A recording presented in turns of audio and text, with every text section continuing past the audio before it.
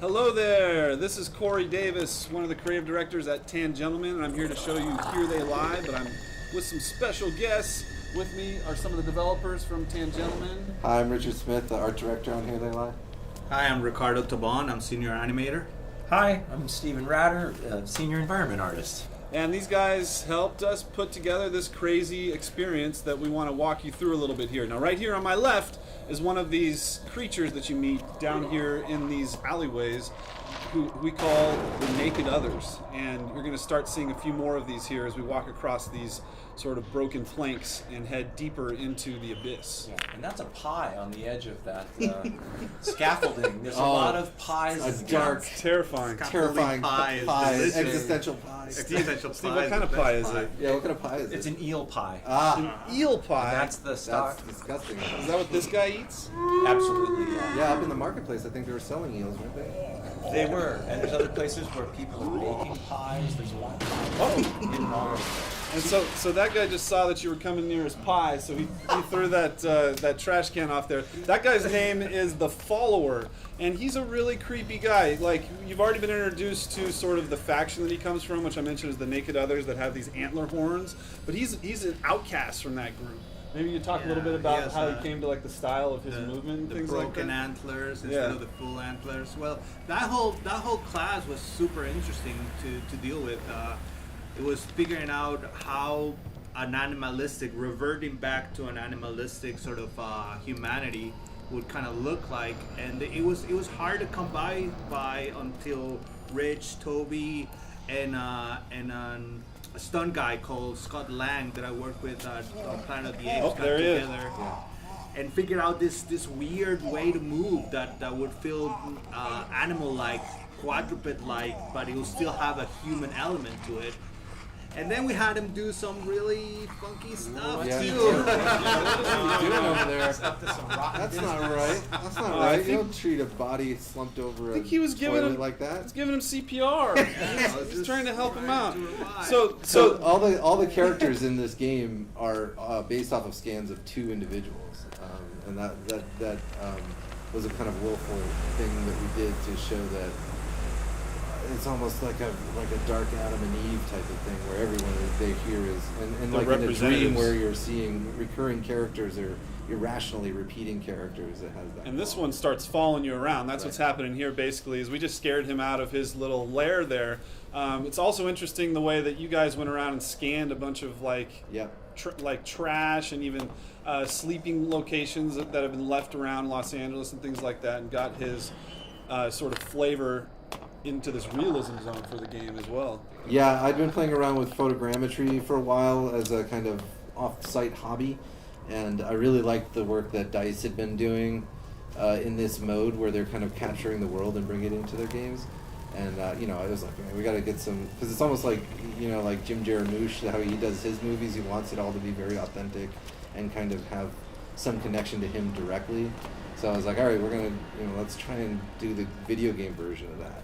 And I think that's one of the good feelings of the game is that sense that they're not separate from the world. It's like you can recognize what you see in this. The world is in the game. Yeah, exactly. And so, Steve, what's all this weirdness here? What are these cables and all this? Yeah, is this hair? Are these veins? It looks like in a jungle, ropey vines. Ooh, we should swing on it. It's an overgrown, out of control version of humanity that's sort of lost or forgotten, and that's come to reclaim. It's creepy.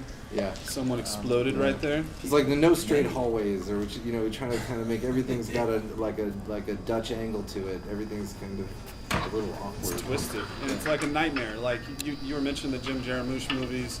My personal nightmares are a lot like that, where like I feel like I'm legitimately believing that I'm in a space, and then something like that happens, where this guy just crawled by on all fours. Who the hell was that?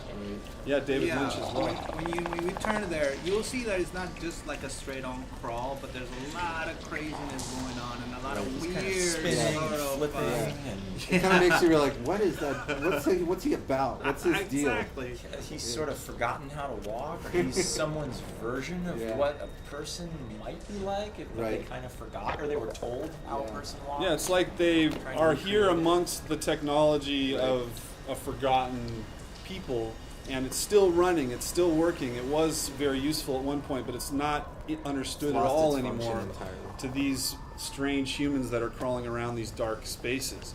And so now you can notice we've gone further and further down, and the city is sort of towering both above and below us here, these alleyways. And you're seeing this strange mix of technology as these TVs are still running here, and the nightmare is haunting this area.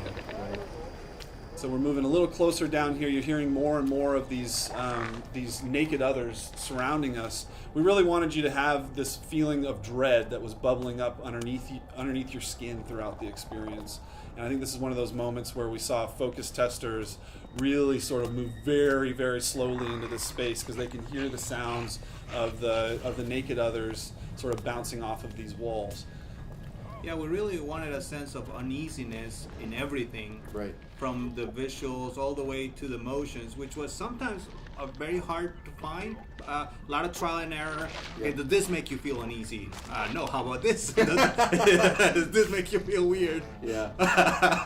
Yeah, and a lot of times it's like the player is being asked to. It always feels like he's walking in on it, like you're kind of being included in the guilt of what you're seeing around you. You're not separate from it, right? So yeah, it's part a lot of of times it's just the really awkward sense of being in a weird relationship with another person. Like that person's like covered in mud, and like you can't parse what their face looks like. Yeah, it was really amazing when we went from sort of the gray box look of these areas to filling them out with scanned real world objects and right. texturing them, and then getting those characters in the world that are the same scale as you as the player, right. and feeling like they're actually there inhabiting this world just like you are. We wanted to push that as far as we can. Oh man, this is pretty interesting. This is Rich, art director. That's actually his motion, Yep. which is one of my favorite parts of the game because it's in the early days it was going to be us. It was just going to be us doing the motions, doing everything in the game. And then we got professionals to get involved with the stunts and the movement, but a lot of that original motion, a lot of that original animation did make it into the game. You have Rich jumping at you. You have actually myself is the player's motion set, and later on you see me jump from like the rafters or something like that. We set up like big boxes, right? And Yes. jumped in. Yeah, it was super fun. All that stuff.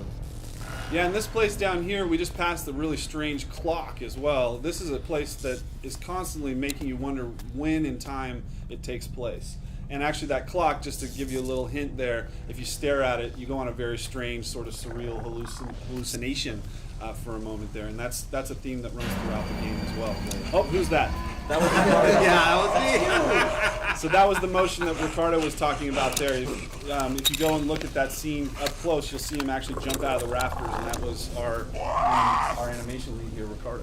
Yeah, and another thing that I really love about the evolution of the animation of the game is at first the game was going to be just like pre-can animation kind of things happening to you that would kind of put you on ease. But then it evolved, and those guys became fully AI, which made them so much more scary than before, not knowing when they're going to turn on you and when they're going to come out and attack you. Yeah, it was pretty funny even watching the developers get freaked out on the team, the level designers and things like that, as they're going down into these really dark areas, and the AI makes some decision that they're not used to, and the sound creeps them out as well, even though they helped design the scene. So here, along decorating this, if we don't get seen by this guy, get back there. So there's a bunch of stacks of newspapers and stuff in here. Steve, what's all this stuff? Yeah, this is just the reading room where there's tons of reading material that's sort of been hoarded. I think we've had some ideas about hoarding and sort of obsessive behavior, manic behavior being expressed in the world as if it's generations old. And as you get into certain areas here, you'll see these growths of these creatures and mollusks, and that starts to signal something else too. So that's a theme and a brush that we use in certain areas. And this whole sort of descent into madness throughout the experience is just rife with these moment-to-moment experiences where you're like, how the hell could this possibly be here? There's these doors that open up into new realities throughout the experience. So this is sort of one place where you start out as the player, but you're going to end up someplace much, much different. And really around every single corner, you might be terrified, or you might have your mind blown by the sort of hallucination or surreal experience you're about to have. And we're going to go down into one of those now. Oh my God! Unsafe. But yeah, we're the Tangentlemen. Thank you so much for listening. Here They Lie is available now on both PSVR and Standard Edition. PlayStation